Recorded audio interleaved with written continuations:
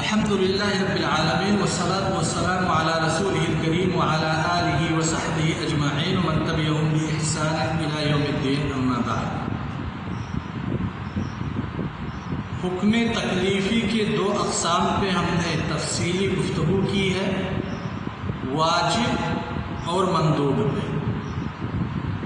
حکم تکلیفی کے اقسام میں سے ایک قسم ہے مباح۔ آج اسی مباح پہ انشاءاللہ گفتگو ہوگی، اور مباح کو سمجھنے کے لیے ذرا ہمیں پیچھے جانا پڑے گا۔ شروع میں آپ کو بتلایا گیا کہ حکم کی تین قسمیں ہیں، حکم شرعی، حکم عادی، حکم عقلی۔ پھر حکم شرعی کی دو قسمیں کی گئی، حکم تکلیفی اور حکم وضعی۔ حکم شرعی کی بنیادی طور پہ پھر دو قسمیں کی گئیں، ایک جس میں طلب پایا جائے گا، دوسرا جس میں تخییر پایا جائے گا۔ جس میں طلب پایا جائے گا اس کی دو قسمیں پھر کی گئی، ایک قسم جس میں کسی کام کے کرنے کا مطالبہ ہوگا، دوسری قسم جس میں کسی کام کے چھوڑنے کا مطالبہ ہوگا۔ طلب کی پھر دو قسمیں کی گئیں، یا تو طلب الزامی طور پہ ہو یا تو طلب غیر الزامی طور پہ ہو۔ اگر طلب الزامی اور اجباری طور پہ ہے تو اسے واجب کہتے ہیں، اور اگر طلب غیر الزامی غیر اجباری طور پہ ہے تو اسے مندوب کہتے ہیں۔ تخییر یعنی جس میں کام کرنے کا مطالبہ نہ کیا گیا ہو، مکلف کو اختیار دے دیا گیا ہو، آپ چاہو تو کرو، آپ چاہو تو چھوڑ دو، کوئی حرج کی بات نہیں، کرو گے تب بھی آپ کو کوئی بذات خود بعینہ ہی اس کام کے کرنے کی وجہ سے آپ کو ثواب نہیں ملے گا، اور اگر چھوڑ دو گے تو بذات خود اس فعل کے ترک کرنے کی وجہ سے آپ کو کوئی گناہ نہیں ملے گا۔ اسی کو کہتے ہیں مباح، یعنی مباح شریعت کا وہ خطاب جو مکلفین کے افعال سے متعلق ہو، جس میں نہ کسی کام کے کرنے کا مطالبہ پایا جائے نہ کسی کام کے چھوڑنے کا مطالبہ پایا جائے، تو وہ مباح کہلاتا ہے۔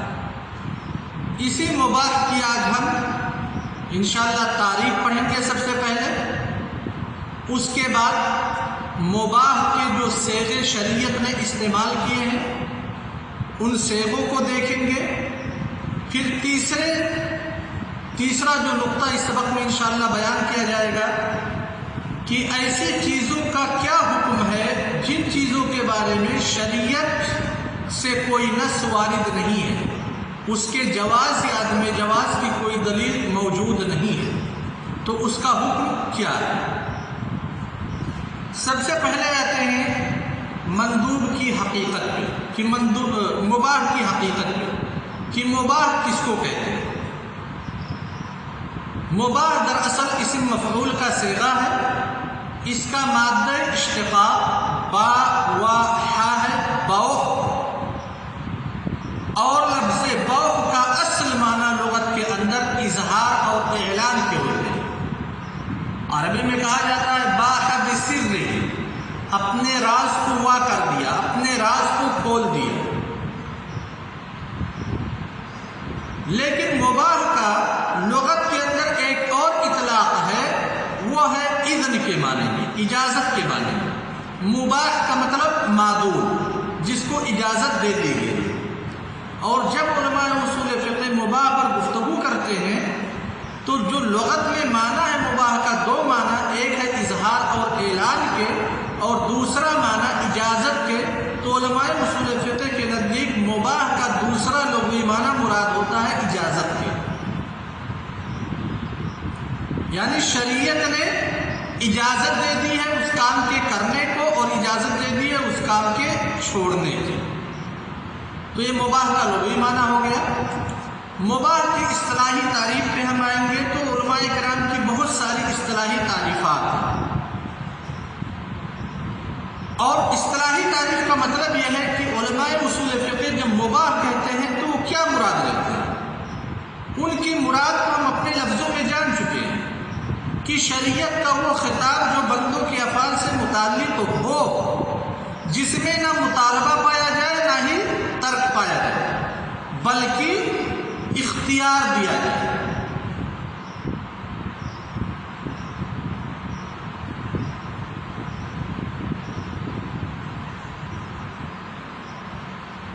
مباح کی جو تعریفات ہیں ان میں سے ایک تعریف یہ ہے کہ شریعت نے مکلفین کو کسی کام کے کرنے یا کسی کام کے ترک کرنے کی مطلقاً اجازت دے دی، مطلقاً اجازت دے دی، یعنی آپ چاہو تو کرو چاہو تو نہ کرو، اس کا کوئی بدل شریعت نے متعین نہیں کیا ہے۔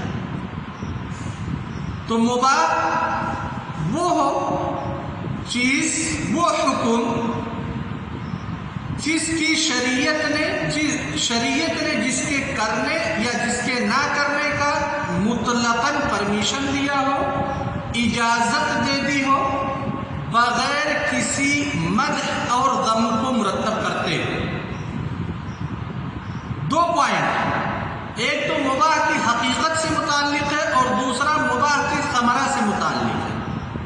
مباح کے حقیقت سے جو پوائنٹ متعلق ہے وہ یہ کہ شریعت نے جس کے کرنے یا جس کے چھوڑنے کی مطلقاً اجازت دے دی، مطلقاً کی قید لگائی گئی تاکہ جو واجب مخیر آپ پڑھے تھے یا مندوب پڑھے تھے وہ نکل جائے۔ واجب مخیر میں ہوتا یہ ہے کہ ایک چیز، شباب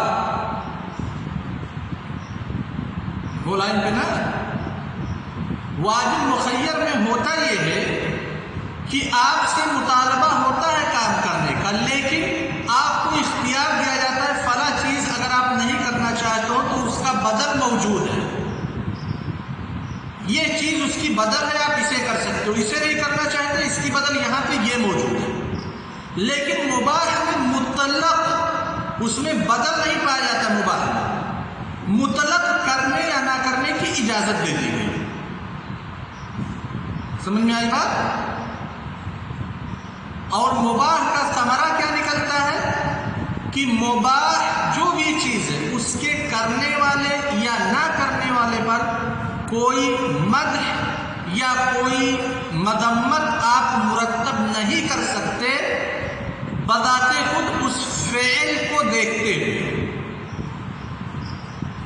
یہ کچھ چیزیں بہت ہی پوائنٹڈ ہے۔ جیسے واجب کی آپ نے تعریف پڑھی تھی حقیقت کے اعتبار سے، واجب کی تعریف پڑھی تھی اس کے ثمرہ کے اعتبار سے، ویسے مباح کی تعریف مباح کی حقیقت کے اعتبار سے ہے، شریعت نے جس کے کرنے اور نہ کرنے کی مطلقاً اجازت دے دی۔ ثمرہ کے اعتبار سے کہ جس کے کرنے اور نہ کرنے پر کوئی مدح یا مذمت مرتب نہ کی گئی، اس کو مباح کہتے ہیں۔ سمجھ گئے شباب؟ ہاں مشاہد، اب آگے منتقل ہوتے ہیں مباح کے صیغوں کی طرف۔ جیسے واجب کے صیغے تھے، مندوب کے صیغے تھے کہ وہ صیغے استعمال ہوں تو آپ کو پتہ لگ جائے کہ یہ واجب ہے۔ اگر امر مطلق آتا ہے یا فعل مضارع مقرون بلام الامر آتا ہے یا المصدر النائب عن فعل الامر آتا ہے یا لفظ کتبہ اور اس کے مشتقات آتے ہیں یا لفظ فرضا وجبا یا لفظ امر یا اس کے مشتقات آتے ہیں، تو آپ جان جاتے ہیں کہ یہاں پہ واجب مراد ہے۔ اگر افضلیت کی بات ہوتی ہے، ترغیب کی بات ہوتی ہے، تو آپ سمجھ جاتے ہیں کہ یہاں پہ مندوب مراد ہے۔ ویسے ہی مباح کے کچھ صیغے ہیں، جب ان صیغوں کا استعمال ہوتا ہے تو ہم جان سکتے ہیں کہ یہاں پہ مباح مراد ہے، مباح کے علاوہ کوئی دوسری چیز یہاں پہ مراد نہیں ہے۔ ان صیغوں میں سب سے پہلا صیغہ ہے لفظ احلال یا احلہ۔ لفظ احلال باب فعال سے یا اس کے مشتقات، جیسے اللہ تبارک و تعالیٰ کا قول احل لکم لیلۃ الصیام الرفث الی نسائکم، احل لکم لیلۃ الصیام الرفث الی نسائکم، لفظ احلہ کا استعمال کیا گیا، سورہ بقرہ کی آیت ہے، لہذا جہاں کہیں پہ بھی لفظ احلال یا اس کے مشتقات کا ذکر آتا ہے، ہم اس لفظ کو دیکھ کر کے سمجھ جائیں گے یا سمجھنا چاہیے کہ یہاں پہ مباح مراد ہے۔ لہذا رمضان کی راتوں میں ایک شوہر اپنی بیوی سے ملاقات کرے، یہ مباح ہے کہ مندوب ہے کہ واجب ہے؟ بذات خود اس فعل کی طرف دیکھتے ہیں، ملاقات کی طرف دیکھتے ہیں، اس کے عوارض اور خارجی امور کی طرف نہیں دیکھتے۔ بذات خود اس فعل کو دیکھیں تو ایک شوہر کا اپنی بیوی سے رمضان کی راتوں میں ملاقات کرنا یہ مباح ہے۔ کیوں مباح ہے؟ کیونکہ شریعت نے لفظ احلال سے اس حکم کی ابتدا کی۔ ایسے ہی اللہ تبارک و تعالیٰ کا قول وَأُحِلَّ لَكُم مَّا وَرَاءَ ذَلِكُمْ، محرمات کو تذکرہ کیا گیا، محرمات کو تذکرہ کیا اللہ تبارک و تعالیٰ نے۔ محرمات کا ذکر کرنے کے بعد کہا اس کے علاوہ جو چیزیں ہیں آپ کے لیے حلال، تو اب سب سے پہلا صیغہ لفظ احلال، حلال یا اس کے مشتقات، اگر یہ شریعت کے اندر وارد ہوتے ہیں تو ہم سمجھ جاتے ہیں کہ یہاں پہ مراد مباح ہے، مندوب یا واجب نہیں۔ دوسرا صیغہ لا جناح، لا جناح، جیسے اللہ تبارک و تعالیٰ کا قول لا جناح علیکم ان طلقتم النساء، کوئی حرج نہیں ہے اگر آپ اپنی بیویوں کو طلاق دے دیں۔ لیس علیکم جناح ان تبتغوا فضلا من ربکم، اگر آپ حج کے موسم میں ہوں، حج کر رہے ہوں تو آپ کے اوپر کوئی حرج نہیں ہے کہ آپ رزق کو تلاش کریں، یعنی تجارت کرنے میں کوئی حرج نہیں ہے حج کے موسم میں بھی، حج کی ادائیگی کے وقت بھی۔ تو جہاں پہ بھی حرج یا جناح کی نفی کی جائے وہاں یہ مانا جائے گا کہ یہاں پہ جو حکم ہم مستنبط کر رہے ہیں وہ حکم مباح کا ہوگا، یعنی عورتوں کو طلاق دینا مباح، حج کے دوران تجارت کرنا یہ حکم مباح۔ کیوں مباح ہے؟ کیونکہ شریعت نے جناح کی نفی کی ہے ان دو چیزوں سے، کہا لا جناح علیکم فیما لا جناح علیکم ان طلقتم النساء، اور لیس علیکم جناح ان تبتغوا فضلا من ربکم۔ ایسے ہی تیسرا صیغہ ہے لا حرج، حرج کی نفی کر دینا، یا لا اثم، اثم کی نفی کر دینا۔ اللہ تبارک و تعالیٰ کا قول لیس علی الاعمى حرج ولا علی الاعرج حرج ولا علی المریض حرج، لیس علی الاعمى حرج، ایک نابینا آدمی کے اوپر کوئی حرج نہیں ہے، حرج کی نفی کی گئی۔ اللہ کے رسول صلی اللہ علیہ وسلم حج کے بعد میں ارشاد فرماتے ہیں آپ سے کوئی سوال کیا گیا کہ میں نے اس کو پہلے کر دیا، اس کو بعد میں کیا، یا میں نے اس کو بعد میں کر دیا، اس کو پہلے کر دیا، کوئی بھی سوالات تقدیم اور تاخیر کے تعلق سے تو اکثر و بیشتر آپ یہ کہتے تھے افعل ولا حرج، آپ کام کیجئے کوئی حرج کی بات نہیں۔ لہذا جب ولا حرج یا لیس علیکم حرج ولیس فی ھذا حرج یہ جیسے الفاظ استعمال کیے جاتے ہیں تو مطلب ہوتا ہے، بتلانا مقصود ہوتا ہے کہ یہاں پہ یہ چیز مباح ہے، یعنی آپ حج کے دوران کسی کام کو مقدم یا مؤخر، جو اللہ کے رسول صلی اللہ علیہ وسلم سے سوالات کیے گئے، اگر کوئی انسان مقدم یا مؤخر کر دیتا ہے تو کوئی حرج کی بات نہیں ہے، کوئی مضائقہ نہیں ہے، یعنی وہ چیز مباح ہے۔ تین صیغوں کا تذکرہ ہوا، سب سے پہلے لفظ احلال یا اس کے مشتقات، اگر شریعت کے کسی نص میں لفظ احلال یا اس کے مشتقات آ جاتے ہیں تو اصل یہی ہے کہ وہاں پہ مباح مقصود ہے، مباح مراد ہے، الا یہ کہ کوئی قرینہ پایا جائے جو بتلائے کہ نہیں مباح یہاں پہ مراد نہیں ہے۔ دوسرا صیغہ لفظ حرج، لفظ جناح کی لا جناح کا استعمال، جناح کی نفی، اور تیسرا صیغہ حرج یا اثم کی نفی۔ یہ تین صیغے جو مانے جاتے ہیں کہ مباح کے صیغوں میں سے صیغے۔ ایک صیغے کا اور تذکرہ ہوتا ہے، وہ چاہے مندوب ہو یا پھر امر، کوئی بھی فعل امر اگر اس میں قرینہ پایا جا رہا ہے، جو قرینہ امر کو وجوب سے نکال کر کے، ندب سے نکال کر کے مباح کے معنی پہ محمول کر سکے، مباح کے معنی کی طرف پھیر دے، تو وہاں پہ ہم کہیں گے کہ قرینہ ہے کیوں کی؟ اس لیے قرینہ اباحت پہ دلالت کرے گا. جیسے اللہ تبارک و تعالیٰ کا قول فَإِذَا قُضِيَتِ الصَّلَاةُ فَانتَشِرُوا فِي الْأَرْضِ، فَانتَشِرُوا یہ فعل امر ہے، وجوب پہ دلالت کرتا ہے. اللہ تعالیٰ کہہ رہے ہیں کہ جب نماز ختم ہو جائے تو تم لوگ زمین میں پھیل جاؤ، یعنی رزق کو تلاش کرو. لہذا نماز کے ختم ہونے کے بعد کیا ایک انسان کا روزی تلاش کرنا واجب ہے کہ اپنے گھر پہ آرام بھی کر سکتا ہے؟ بالکل اپنے گھر پہ آرام کر سکتا ہے. کیا روزی تلاش کرنا یہ مندوب ہے، مستحب ہے؟ اگر گھر پہ آرام کرنے کے لیے بیٹھ گیا تو اس نے خلاف اولا یا خلاف افضل کام کیا؟ ہرگز نہیں. لہذا یہاں پہ قرینہ پایا جا رہا ہے کہ اللہ تبارک و تعالیٰ نے اس آیت سے پہلے ذکر کیا ہے يَا أَيُّهَا الَّذِينَ آمَنُوا إِذَا نُودِيَ لِلصَّلَاةِ مِن يَوْمِ الْجُمْعَةِ فَاسْعَوْا إِلَىٰ ذِكْرِ اللَّهِ وَذَرُوا الْبَيْعَ، کہ جب جمعہ کے دن نماز کے لیے اذان دے دی جائے تو تم لوگ اللہ تبارک و تعالیٰ کے ذکر کی طرف سبقت کرو اور جو تمہارے معاملات کی خرید و فروخت کی تجارت کی ان کو چھوڑ دو. اس کے بعد حکم دیا فَإِذَا قُضِيَتِ الصَّلَاةُ فَانتَشِرُوا فِي الْأَرْضِ.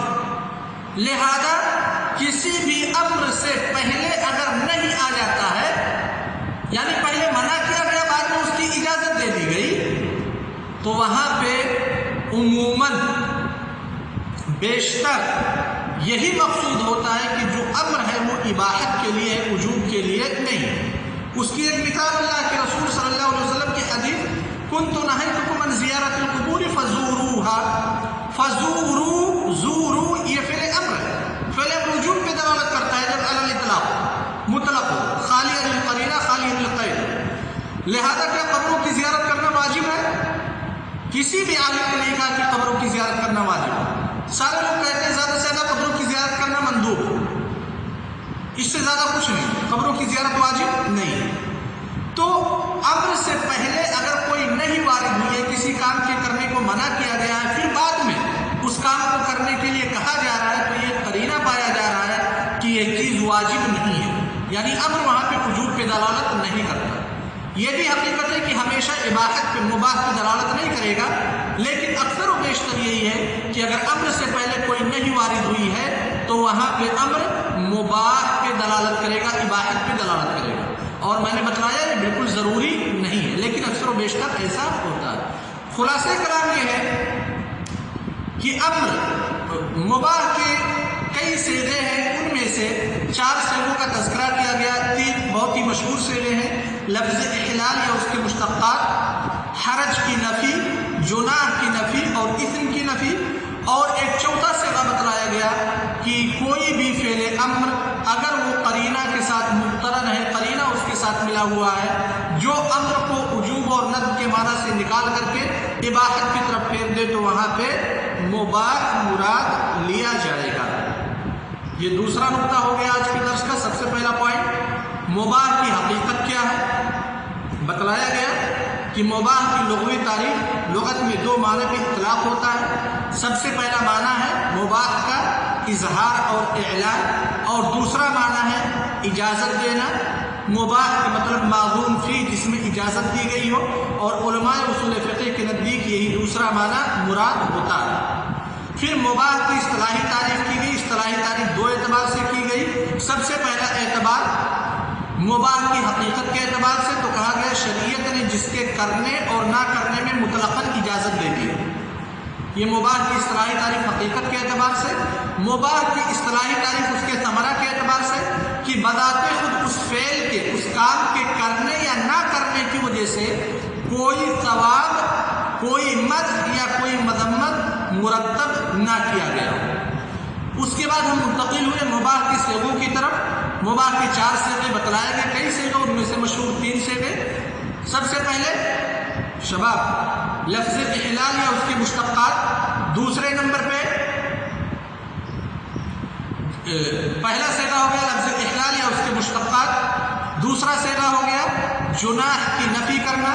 تیسرا صیغہ ہو گیا حرج کی نفی کرنا یا اثم کی نفی کرنا. اور چوتھا صیغہ قرینہ کی وجہ سے کسی امر کو مباح پہ محمول کر لیا جائے. اب اس کے بعد جو پوائنٹ ہے وہ پوائنٹ ہے کہ ایسی چیزیں جن چیزوں کے بارے میں شریعت نے خاموشی اختیار کی،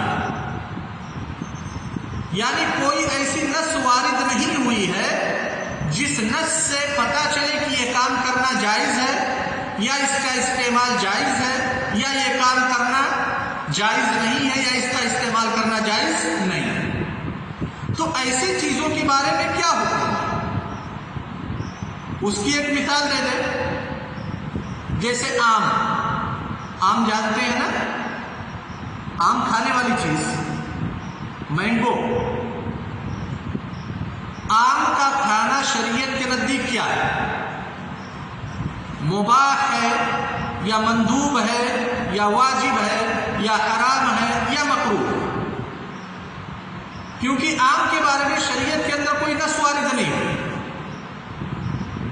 ہاں شباب، اب یہی مسئلہ ہے، بہت ساری چیزیں ہیں، آج کے دور کی بہت ساری چیزیں ہیں جن کا شریعت میں تذکرہ نہیں ہے، لہذا ایسی چیزوں کے بارے میں شریعت کا حکم کیا ہے؟